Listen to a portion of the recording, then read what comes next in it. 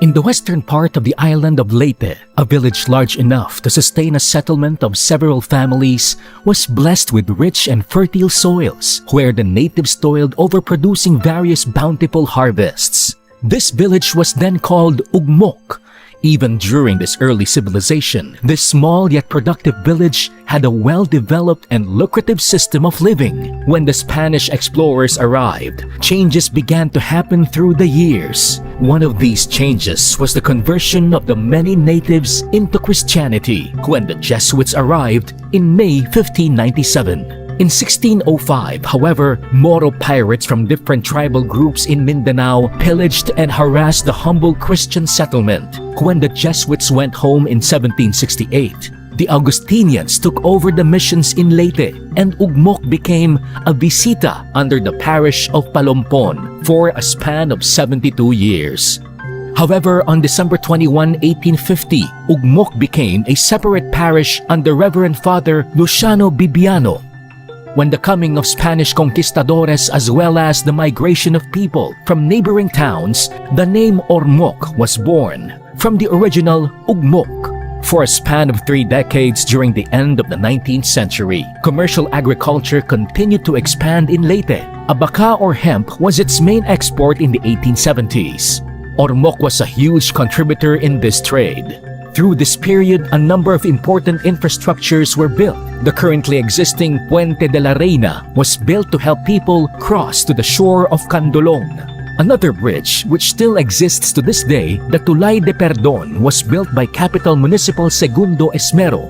During the late 1800s, Ormoc was also a hotbed of revolutionaries seeking independence from Spanish rule.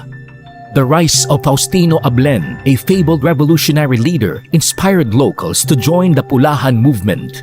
In a twist of events, Faustino's daughter Rosa later married a Spaniard, Don Felipe Larrazabal.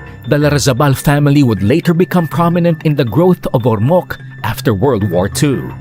The golden age of Ormoc started in the 1920s with the sugar industry started by the Aboitiz family.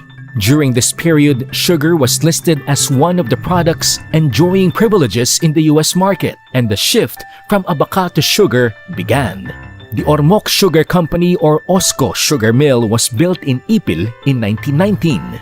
Ormoc City was a witness to the deadliest aerial and naval battles ever fought during World War II. The last stand of the Japanese invaders occurred in Ormoc, and the war officially ended on December 10, 1944, when the invaders finally surrendered to the Allied forces. Although the damage was severe, the city was able to quickly recover amidst burning houses, phosphorus shells, and immense amounts of rubble and ruin. With its continuous progress, Ormoc was proclaimed a city on September 4, 1947 by the first president of the Republic of the Philippines, Manuel A. Rojas. Shortly after, by virtue of Presidential Proclamation No. 42, Ormoc was formally inaugurated as a city on October 20, 1947, and it seemed that Ormoc was on a steady rise. However, on November 5, 1991, Typhoon Uring spawned a flash flood, ravaging the entire city and brought about massive destruction and death, claiming around 8,000 lost lives. Also appeared lost, but with the aid of several humanitarian organizations, Ormoc struggled to get back up. The Japan International Cooperation Agency or JICA assisted the city in implementing a flood mitigation project which would ultimately protect the city from another destructive flood while helping boost the local economy. The city was on the rise due to its strategic location as the gateway of Eastern Visayas, allowing for rapid financial and economic growth.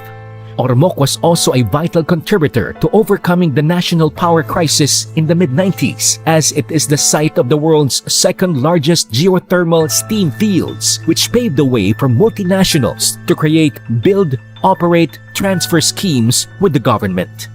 But the city's tribulations were far from over.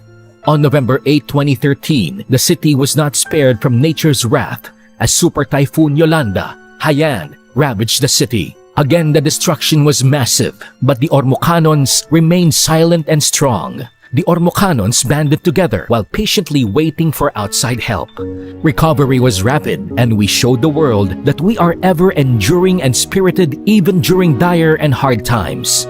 Just 3 years after the devastation, Ormoc City is displaying steady progress and stability. From a small town with dirt roads and cobbled streets in the 1940s, Ormoc is now an expanding concrete jungle and home to flourishing businesses and institutions. Feast or famine, it will thrive and prosper.